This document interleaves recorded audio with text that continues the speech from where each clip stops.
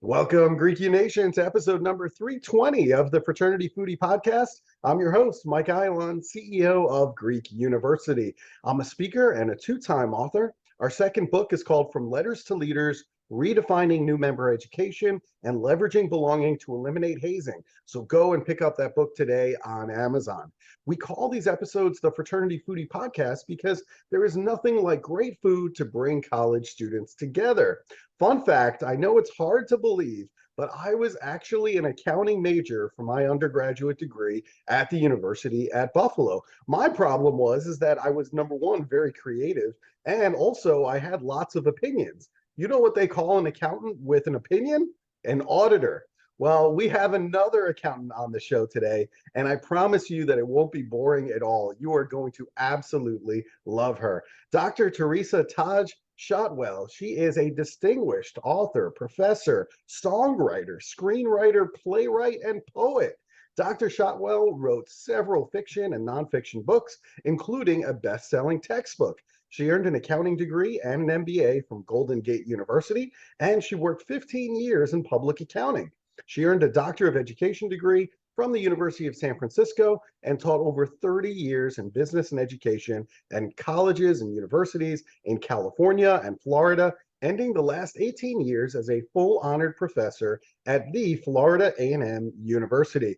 Dr. Shotwell lives a health conscious lifestyle. She enjoys community service, and she's traveled to every continent and many countries. Welcome to the show, Dr. Shotwell.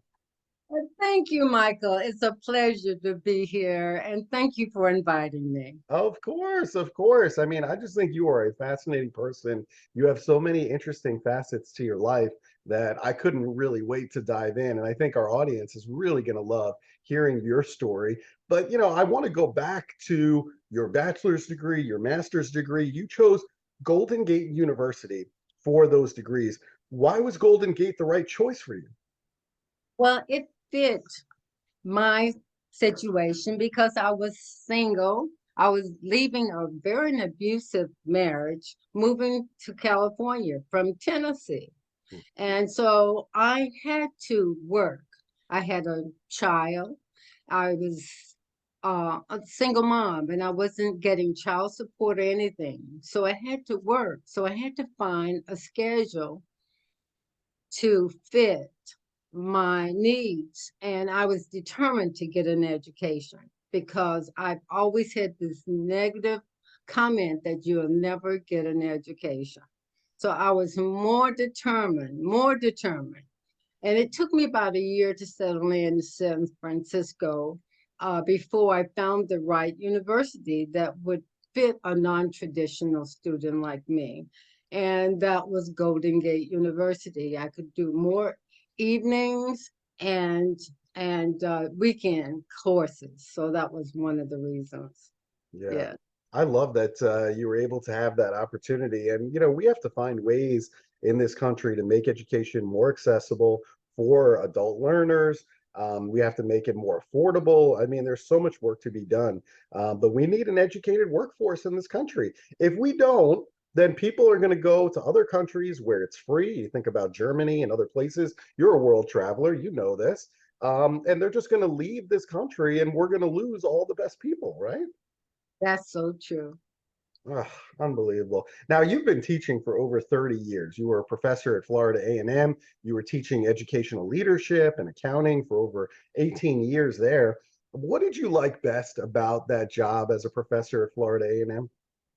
Well, keeping up with the requirements of becoming a full professor, I also had great opportunities to become creative, and FAMU was very supportive. And they allowed me to create courses that I thought would fit everyone. I was so interested in solving the issues of everyone. So I included a course on learning accounting. And I set up a fundamental, fun way of teaching this accounting course. And the other course was, of course, a professional development course that I had taught over at the business school, but I wanted something for all majors.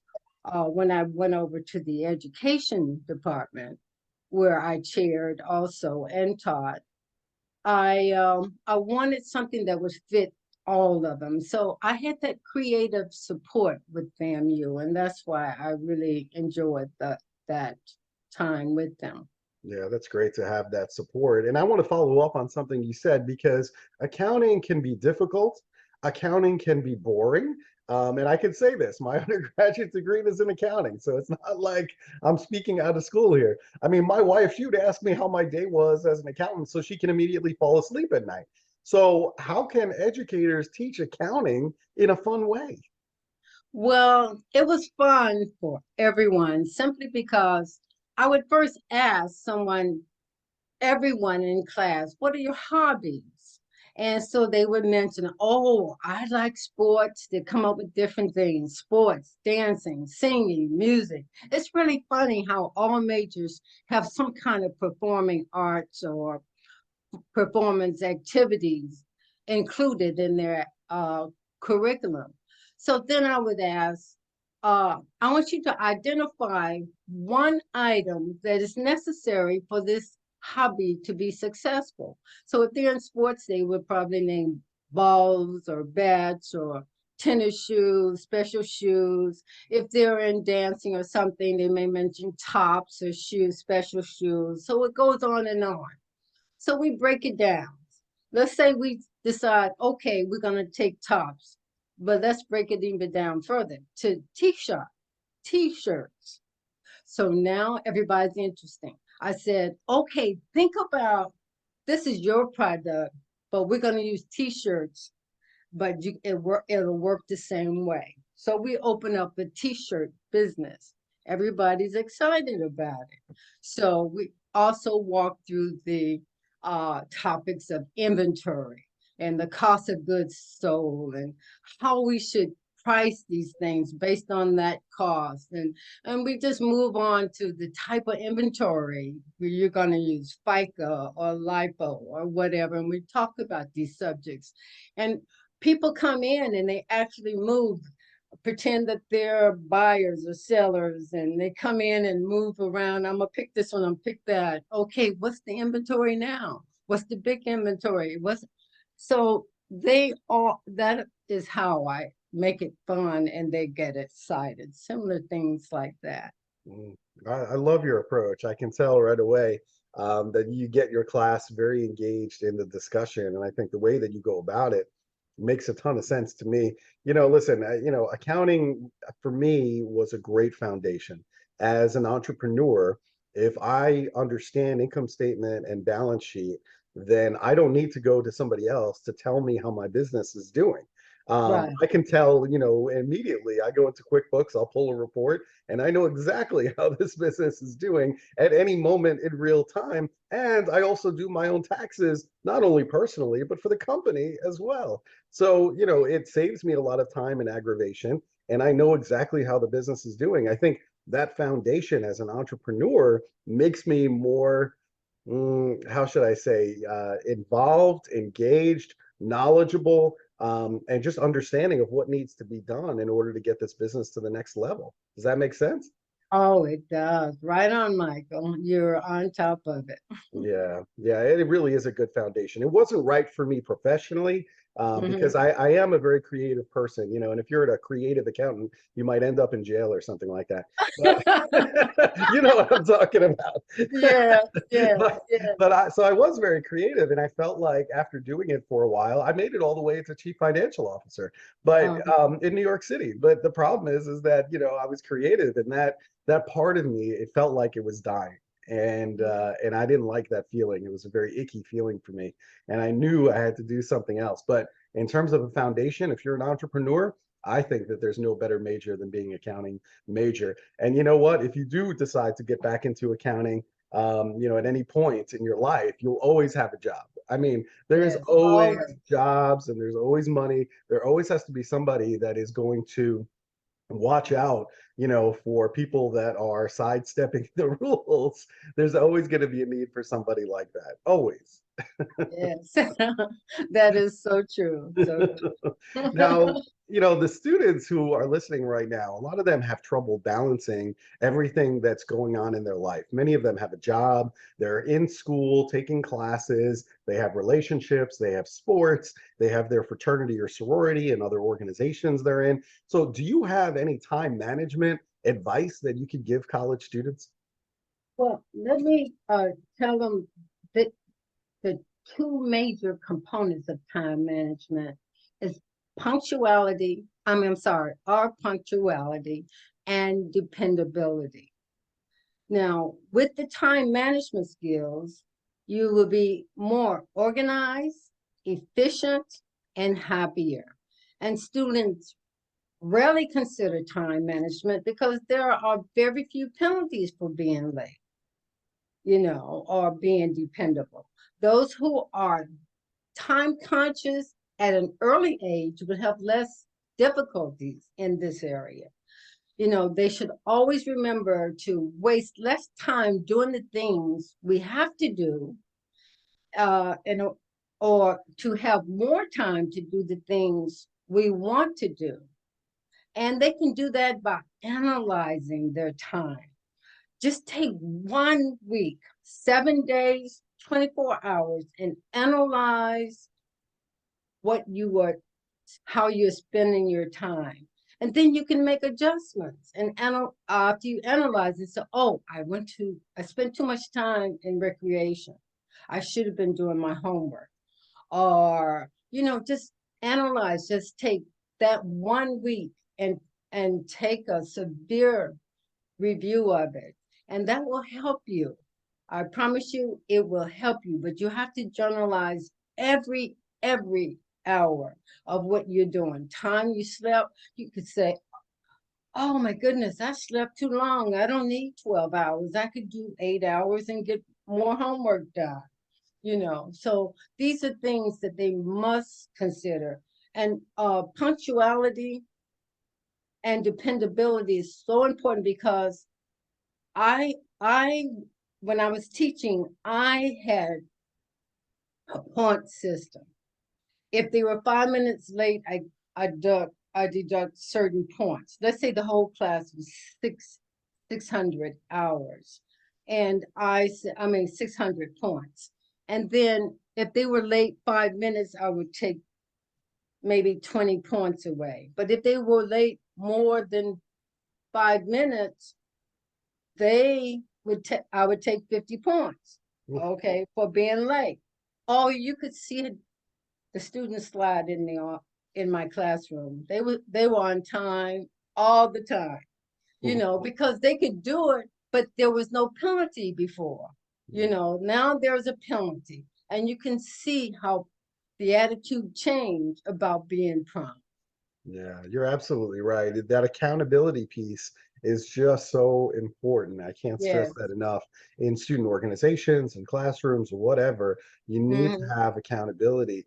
And obviously, you were able to do that. And you're right about keeping a schedule and actually writing down what you've done 24 hours a day for a week. If you do that, I promise you, especially today's college students, they spend a crazy amount of time on social media. And I That's think right. and if they document that and they look at that at the end of the week, they're looking at a huge bundle of time that they're like, man, I could have been so much more productive if I actually cut out, half of this. I really Yes. don't need this. It's not really benefiting me. I'm sitting here scrolling on my phone at night for hours on end when I could have been sleeping or doing homework or whatever. And they're not doing it, and they're not getting enough rest either. So that's another thing that we have to start thinking about. I wish that they had time to sleep for 12 hours. I don't think that's the case. I think a lot of these college students, they're sleeping for maybe 5 or 6 hours. And that's Exactly. about it, but they're also just wasting a lot of time on social media and other Yeah. things. So, Right. all things to consider. Now, you're the author of Professional Development for Pre-Professionals in All Majors and Careers. I absolutely love this book. And many successful professionals and celebrities, they made all kinds of mistakes that cost them everything, their careers, money, everything. How should new professionals and recent graduates who are listening right now, how should they control their behavior, their image, and most of all, their spending? Well, I chose those areas because it's very important. But in behavior, there should always be self-respect in your behavior. Always love yourself and make that very important to have that self-respect and accountability for your behavior. Do you hear someone say, "Oh, I was just kidding. Oh, just write it off. I'm just kidding." Well, you never want to offend people. That's another form of bullying. And bullying is not good for anyone. There's no laughter in bullying, nothing like that.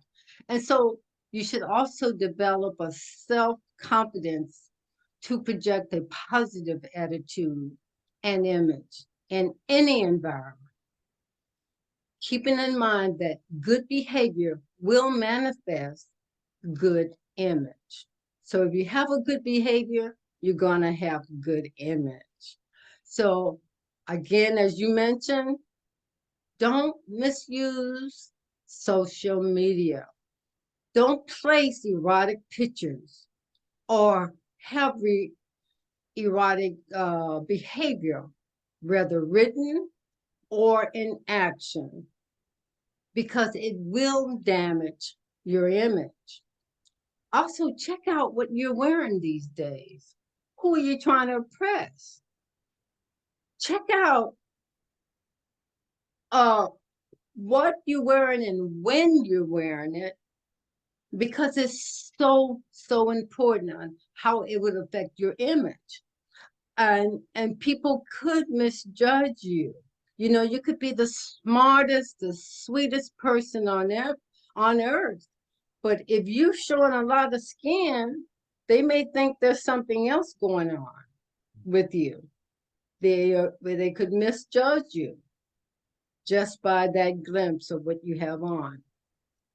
And as far as overspending, don't spend a nickel if you have your special job, because there are certain things you need to check out first. You need to consider, you got to pay your tax. If you make a big check over $400,000 in 2023, your tax brackets are going to go up as high as 37%. Oof. 37%. So 37% of the money, and our government don't play. They will put you in jail if That's you right. don't pay. They will send you to jail. They would take your house. They would take everything. So consider that. Also, consider the type of uh, profession you're in. Consider who helped you there. Did you have managers? Did you have agents? Did you have certification that you have to pay all that certifications, everything. So affiliation fees, I call them. You make sure those are paid. And if you already have debt, pay them off. And always remember, how secure is your job? Are you going to get another check like this before again? If not, you probably need to set it aside. And before you spend, ask yourself why you are spending. Is it necessary? Or is it something you just want to impress other people? I want to feel important type of thing.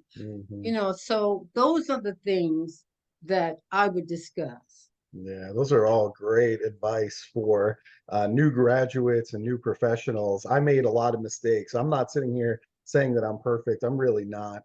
When I graduated from college, I wanted to have a nice car. So I went out and I bought a brand new Ford Mustang just so I can impress everybody about, hey, here's this college graduate who's making money, right? And then I had to get my own apartment. God forbid I should have a roommate when I first, get my first job. I need to live by myself, my own apartment. And it was all just to impress other people. And I look back on it now and I'm like, was that really worth it? Because I struggled to put food on the table because I Yeah, wanted to have a nice car and my own apartment. It would have been a lot easier if I just would have had a car that got me from point A to point B and, maybe had a roommate. I could have lived a better life and not have to worry so much about putting food on the table. But, all my priorities were out of whack. yeah, wow, I understand. Yeah, it's just, oh man, I wish I could go back and change some things. I mean, you're older, wiser, and you look back on some of the things that you did and you're like, oh, that was stupid. Like, Yeah. I did it to myself. Well, these days, students would call you old school or call me old school, but Yeah. old school works. It Yeah, works. it does. You're absolutely right. Yeah, it's just, you get older, you get wiser, and you That's understand the mistakes right. that you made and you try to teach others so they don't make that mistake. I don't want anybody out there struggling to put food on the table. Nobody should have to live that way. And so, if I could help somebody else avoid that mistake, of course, why wouldn't I do that? Why wouldn't I help that person? And, speaking about helping, I mean, this book is really great. Again, it's professional development for pre-professionals in all majors and careers. Will this book help at all with the careers that students should choose? Oh, yes, Michael. The book is intended to help students in all careers they have chosen. Mhm. But keep in mind also, after really analyzing, they may discover that they prefer changing careers. So it's up to them. Sometimes you have prepared for all of this and you later find that you're stronger in another, you have different skill, and you want to change. I know I changed from nursing to business myself, you Mhm.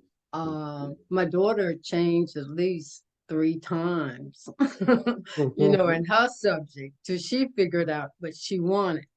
But this professional development will will help in any field. It doesn't matter if you change or stick with what you want, but it will open your eyes into what you really want. Mhm, mhm. Now, you talked a little bit before about appearance, so I want to go back to that for a minute.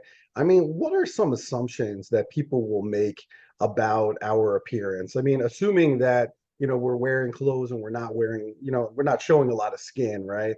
Uh-huh. What are some assumptions that people make about that appearance? You're talking about the clothes you Yeah, wear? like clothing and what you're wearing. I mean, professional, casual, those kinds of things. Okay. I mean, Well, what assumptions clothes, do people make? well, it can test and make assumptions about your moral character, Hmm. because some people believe that dressing that certain people would wear certain things, Hmm. you know, and that's not always true, but in many cases it can be true. If you're showing a lot of skin, people may think you're a little loose or something. Hmm. You know, they Hmm. may think that you really don't have the respect or the self-respect of others. So your moral character would be probably assumed. uh, some people could look at you and see if you're trustworthy. And I would always ask the question, would you trust your child with this person? During our discussions, uh, I would ask them, would you trust this person? And it could be a student standing there, and they will make assumption of them. And most cases they would say yes, but there are a few times they say, oh no, And so based on how they look. Hmm. So also, there are other things that assumptions we make, and it can determine. We look at a person. They can make assumptions about your economics. Oh, that person has money. Oh, Hmm. that person poor. That type of thing. Hmm. Or one more would be education. Uh, he looks intelligent. Oh no, he looks pretty stupid to me.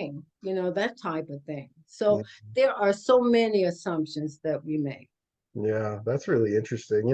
When I, wanted to be an accountant and I was in college trying to wrap up my senior year, I would always wear a white collared shirt. I mean, I think they gave that out to all the accounting majors, and we just wore that, all the time. And then even as a professional speaker, I remember very early on in my career when I would go out and speak on these college campuses, I would think that I would need to impress them. So I would wear like, a three-piece suit and a tie. And then I Yes. started realizing that, these college students, they're not viewing me as an equal. They view me as somebody who has a lot of means and everything else. And so I had to Mhm. actually dress down a little bit. And so now it's more about, a collared shirt and a blazer with maybe, dark jeans or something like that, as opposed to, a three-piece suit. So I've had to change what I wear depending on the situation. And you really have to pay attention to those things because sometimes, that could be a barrier in terms of the person that you're meeting with, based on what you're wearing. Yeah, of course. Yeah, you're right. Very true. Yeah, Thank you. of course, of course. Do you have any advice for the college students who are listening right now to get their dream job? Because that's all they care about. Gen Z just wants to get the best job that they can. What's your advice for them? Well, I would say that your dream job will find you as long as you have the right attitude and behavior and have been well prepared. That dream job is going to find you. Mm. And I can also say that once you start that dream job, don't go in there into your new job thinking you know it all and gonna change the world. If you see something in that company that you think you could change, go in with a ask, oh, I have an idea. Do you mind if I share it with you? Don't go in there thinking you know it all and gonna go in there and gonna change it. Embrace the culture first and then easily share ideas with them, but always ask, do you mind if I share this idea? Instead of demanding or going in there like you Mr. It or Miss It. That's great advice. I mean, the more I learn, the more I realize I don't know. I'm in a doctorate program right now, and I realize now more than ever that I know absolutely nothing. The universe is so full of information and resources, and it's endless. I mean, it's just Yeah. endless the amount of information that's out there. So, as a college student, as a recent grad, I remember coming into my first job thinking that I know everything. And then I got into the first job and realized, oh, that's not true. That's not even close to accurate. So yeah, Oh, I agree with you. I think, being humble, I think can serve you well. I think being a lifelong learner like you are, like I am, I think is really, really important because there's so much to learn out there. Trust me at my word when I tell you that, none of us know everything. There's so much more to know. And the more I learn, the more I realize how much there is to learn. And I'm yes, going to keep indeed. learning forever. Yes, indeed. That's really good. So listen, we love Uh, good food here at the Fraternity Foodie Podcast. And, there is a big institution I heard of in Tallahassee, Florida. So the next time I'm speaking in Tallahassee, where should I go for some good food? well, Mike, let me tell you this first. The Tallahasseans here have a broad choice of eating because they love to eat.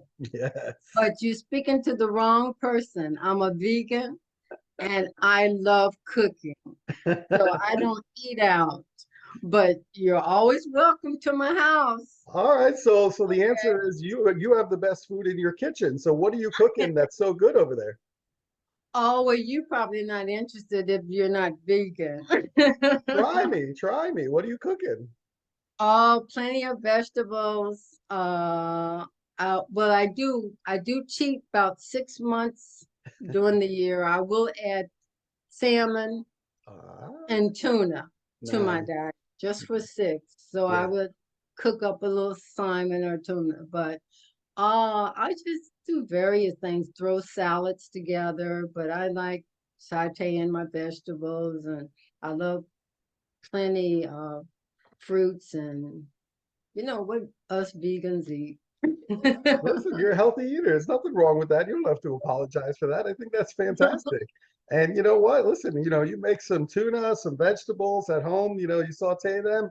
I'm good to go. All day long, I'll eat that. I mean, I'm not gonna Okay. complain. I mean, I love tuna. That's my favorite fish. So any Okay. day, that sounds delicious to me. You don't need to go to a restaurant. Just go to Taj's restaurant called Taj's Kitchen, and that's all you need. All right. So if our audience wants to go out and buy your book, or maybe they want to contact you for some speaking opportunities, where should they go to connect with you? Well, the book is on Amazon. You will find it there. Okay. And you can just put when in the search in Amazon, just put Todd Shotwell books, and all my books would come up, and you would see that. But if you want to contact me, I'm at todd.shotwell@gmail.com. Fantastic. You made it very easy for our listening audience to go and pick up your book. It's called Professional Development for Pre-Professionals in All Majors and Careers. You can also check out on Amazon all of Dr. Taj Shotwell's books. Just type that in, Taj Shotwell books, and you will find all of the books that she's authored. And what can I say? Dr. Shotwell, you absolutely destroyed the myth that accountants are boring, because you're not boring at all. You have a lot of really interesting facets to you, and thank you so much for coming on the show and helping our college students today. I really appreciate that. Thank you, Michael. This has been an honor. Thank you, and have a happy holiday. Yes, happy holidays to you and to our listening audience. If you enjoyed this conversation with Taj, make sure that you like it and you share it with other college students on campus that could really use her message. And we appreciate you. We hope to see you on another episode of the Fraternity Foodie Podcast. Thanks so much for joining us, and we are going to see you next time.